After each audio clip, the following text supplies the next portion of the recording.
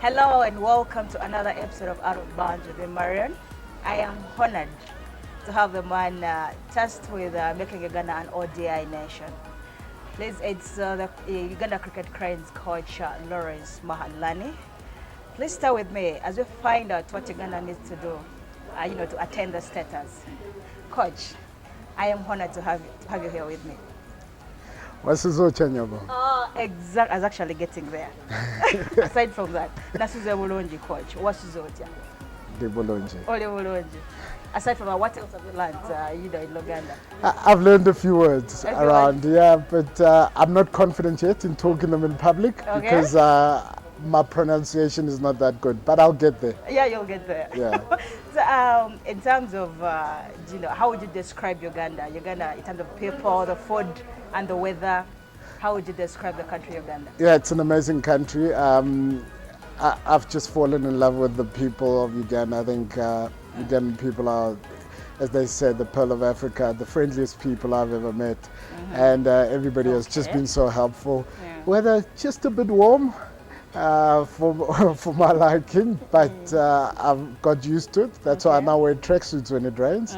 But it's just an amazing country with amazing people and amazing potential. If you had to compare and contrast it, with South Africa, your native nation, how would you compare Uganda to your country? Yeah, I've really just, for me, South Africa is so much bigger in terms of the different cultures. I've only really experienced Kampala, even though I have been around. I haven't spent as much time as I'd have liked in Bali and Kabale and Barara, but you've really Soroti. you've gone places in Uganda. Yeah, I think it's an amazing country, as I said, and for me, I've really enjoyed every moment I've been here, and if you compare it to South Africa, the jam is That's crazy. The jam is a bit crazy. But for the rest, I think it's very comparable. It's very good. Okay. So, Coach, let's just get to business. When you came to Uganda, that was last year. Yeah, when you appointed the coach, and where did you find the cricket cranes? And as far as progress, if any, how far have you come with the cranes? Yeah, I think one of the biggest things is just the natural talent that's available in Uganda is something very exciting, and I found the guys, obviously, it was just post-COVID, so guys hadn't really played a lot of cricket, and they were a bit ring rusty, but in terms of ability, we're up there, I think, as a nation. Biggest challenge for me was how to get them to understand the game a lot more. I think one of the challenges, obviously given the limited facilities we have in the country, has been the number of cricket matches that the guys have been able to play. So we've been very fortunate in the last couple of months that we've managed to get at least 30 odd games in, and the guys, I believe, are starting to understand their roles and how the game works. When you're taking over, Uganda did quite well in Oman, winning all the games and all that. Did you have quite a bit of pressure to better what Uganda acquired in Oman? Again, I think pressure is a privilege. I think firstly, when you represent your country, you should always be under pressure because you're representing 44 million people. So I'm honored to have that pressure to try get the team to perform at its ultimate. Our goal and our dream as a country is to reach ODI status, and hopefully I can be part of that journey. When you took over, a lot of changes have really happened here in Uganda as far as the cricket craze is concerned. You've had the team play 36 games so far, and then you have the inclusion of the physiotherapist, you also have a psychologist there, and then of course you also have the conditioning coach in Helen Buteme. These are all inclusions. I mean, what's the science behind all this? Yeah, I think one of the keys is to try expose guys to as much knowledge as possible. I think Helen has done a great job in exposing them to conditioning, to how to look after their body, and you've got a guy like Edgar who's done really well in terms of the mental side of the game, and just their own mental side as well. So I think the key to any professional sportsman is to make sure that they're well-rounded and hopefully all the interventions that we've been able to make. And I have to thank UCA and the CEO for this, because they've given the guys the opportunity to be able to do it. Has hopefully made a difference to all the players. In terms of the cricket craze, the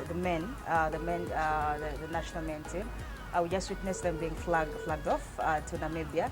But you're undergoing the COVID test and all that, and then after that you go to Entebbe for the bio bubble. Ahead of that trip to Namibia, what's the goal for this trip? Yeah, I think the biggest goal is to really see where we are. Namibia are ranked 19th, we ranked 31st, so they're 12 places ahead of us in terms of T20 internationals, and we are playing T20 internationals in Namibia. And our second dream is obviously to qualify to become an ODI team, and they already are an ODI team. So for me, the biggest outcome out of this trip will be, where are we? Are we close? Are we nearly there?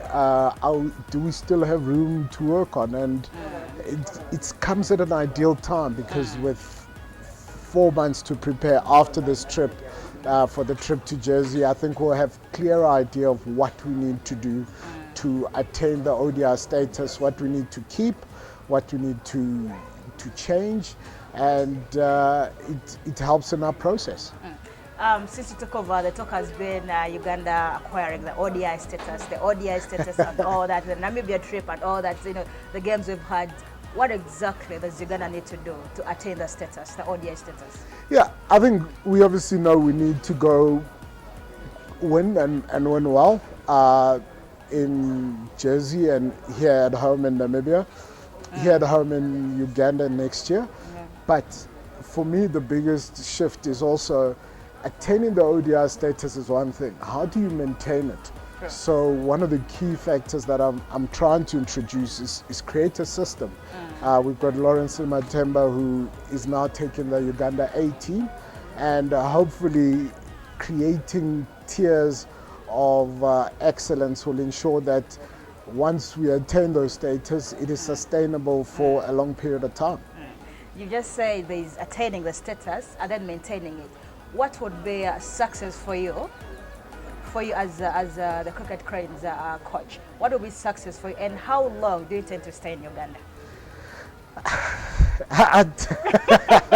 Tough question. The first part first, yes. No, it's a great question, because I love the country so much that I'm looking to make some serious investments. Hopefully I can stay here forever. Okay. That's a first. And then what is success? So for me, success is twofold. Success is obviously attaining status, but the key for me is, how do we create a system that's going to make sure that that status is sustainable? Because through that, we can ensure that generations and generations of Ugandan will get an opportunity to play at international level. But do you think that's attainable? Yeah, I believe it is. I believe we have the talent, but again, it is a game, and sometimes there's a team that wins, team that loses. But in terms of preparation and where we are, I believe it's very attainable. I believe we're putting things in place to ensure maximum success. And I'm excited at both ventures. Okay. So I had rumors. I needed to clarify that. I had rumors Masava, I got injured, the cricket cranes captain, but I just saw him on the flagging off. Is he part of the team that is traveling, or is it true? Is it indeed true that he's injured? Brian got an injury a couple of weeks ago, strained a hamstring, and he's been for other scans. So as we sit here today, we're waiting for results from those scans, and hopefully it's good news. But if it doesn't happen, we've got systems in place, and I think we've got players in place that will be ready to replace him. So he did get an injury a couple of weeks ago, but about nearly a month ago, where he just strained his hamstring. He's been able to play since then, but precautionary, we sent him through for a scan last week. We'll find out today the results. If unfortunately he doesn't make the trip, how much of a blow will it be to the team? Yeah, obviously, when you lose your leader and your captain, it's a massive blow. But we all have our fingers crossed that Brian is fit and available. If you lose him, you're losing a 3-in-1 cricketer, middle order batter, a leg spinner and a captain, and most probably the best fielder in the group. Yeah, sure. So it will be a big blow, but it's also an opportunity because with the systems we've created, it's an opportunity for somebody else to put their hand up. Can you give us a name of someone who is maybe lined up for, just in case myself? Yeah, I think we've got 19 guys that we've named. We're only going to take 14, and obviously it's all precautionary given the COVID tests, any possible injuries. So the selectors haven't finalized the 14. So any one of the 19 guys will be eligible to go on tour. And any of the 19. There's one of the guys I like in the team. I don't know, it's not yet confirmed. Obviously, I haven't entered the team. Yeah. But I just wish he makes a team. That is Rogers. Rogers. Yes, Rogers Fukansa. Yeah, Roger has been around for a while. Papa, Yes, they call him. yes. And Papa has been around for a while. He's really worked hard since my arrival. Yeah. You know, here's a guy who has a full-time job, who gets to Lugogo at 6:30 a.m. every morning to come train. And he's shown great dedication and discipline. All the guys that work, him, Ham Kayondo, so Saud Ismail, all these guys that work have really put in an effort to make sure that they get fit and maintain the standards. So hopefully he might be on that plane to Namibia. Okay, that's good news to hear. You know, as a Roger fan. He's got a lot of fans in this country. I don't know, he's a good player. No, that's And good to he's hear. also fun to be around with and all that. He likes joking and all that. Okay. So he's a He good doesn't joke a lot around me. Maybe I'm just too strict. Maybe, could be. And so, Coach, on a lighter note, Yeah. as we wrap up, what's your favorite beer in Uganda? It's a long story, but the first beer they bought me was Nile.